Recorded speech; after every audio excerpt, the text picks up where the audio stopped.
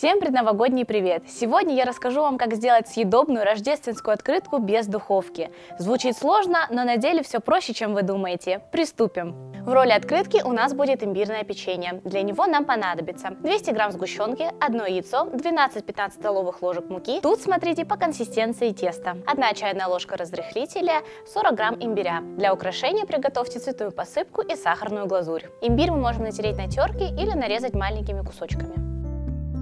Соединяем все ингредиенты вместе и замешиваем тесто.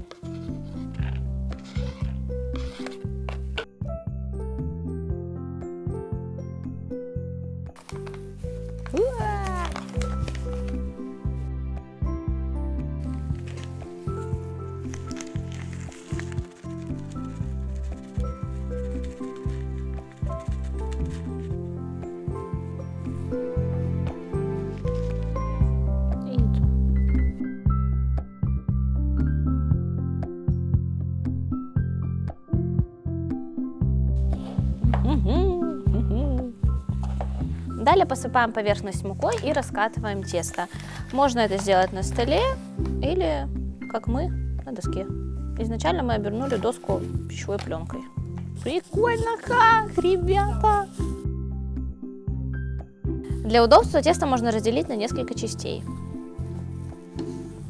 Сильно тонкое тесто не обязательно раскатывать, но может порваться.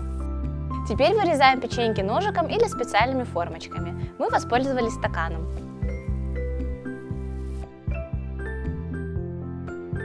На сковородке, смазанной маслом или антипригарной, готовим наши открытки с двух сторон.